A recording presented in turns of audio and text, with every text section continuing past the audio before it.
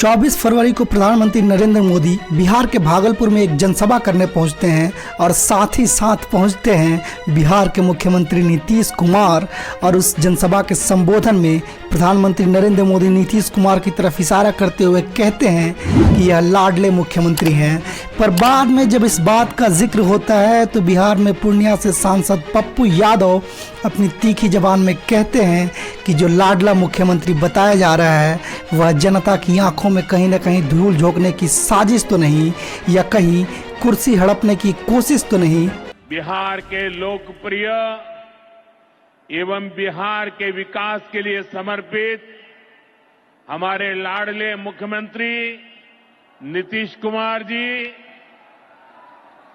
केंद्रीय मंत्रिमंडल में मेरे सहयोगी।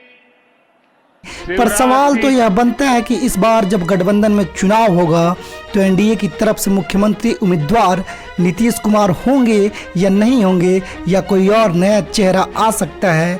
और इन्हीं सब प्रसंगों के बीच कथित तौर पर लाडले मुख्यमंत्री के बेटे निशांत कुमार का एक बयान आता है और वह बयान चर्चा का विषय बनना उसका स्वाभाविक है। आखिर उन्हें यह बयान देने की जरूरत क्यों पड़ी? क्या बीजेपी अन्य राज्यों की तरह बिहार में भी अपनी सहयोगी दलों को किनारे करने में लगी है? निशांत कहते हैं कि मेरे पिताजी ने 19 साल बहुत काम किया और बीजेपी को एनडीए का मुख्यमंत्री उम्मीदवार उन्हें घोषित कर देना चाहिए। इसका एक पहलू यह भी हो सकता है कि महाराष्ट्र के विधानसभा चुनाव में एनडीए की तरफ से किसी को भी मुख्यमंत्री चेहरा नहीं बनाया गया था, जबकि उस वक्त मुख्यमंत्री एकनाथ शिंदे थे।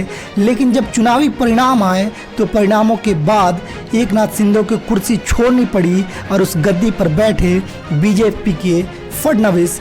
इन सब विवादों की शुरुआत तब होती है जब एक इंटरव्यू में वरिष्ठ पत्रकार राहुल कंवल के गृह मंत्री अमित शाह से सवाल करने पर कि क्या बिहार में आप नीतीश कुमार को मुख्यमंत्री का चेहरा बना चुनाव लड़ेंगे, इस पर अमित शाह नीतीश कुमार का नाम न लेते हुए इस सवाल को गोल मटोल तरीके से जवाब दे देते हैं। देखो भाई, आप कुछ भी करो, एनडीए में दरार नहीं आएगी, आप चिंता मत करो।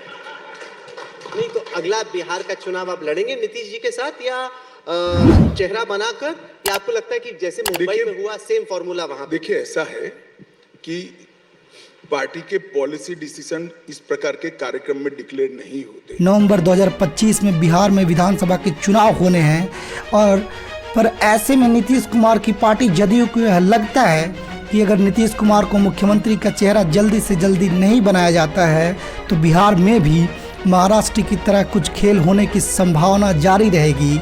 हालांकि कल ही बीजेपी अध्यक्ष जेपी नड्डा नीतीश कुमार के घर जाते हैं और उनके साथ ही साथ बिहार बीजेपी के कई नेता मुख्यमंत्री आवास में इकट्ठे रहते हैं।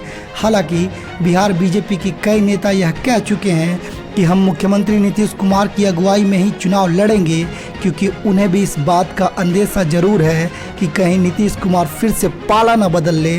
लेकिन जदयू यह चाहती है कि कोई बड़े नेता फिर से प्रेस कॉन्फ्रेंस करे और इस बात को दोहराए कि वह नीतीश की अगुवाई में ही बिहार में विधानसभा के चुनाव लड़ेंगे।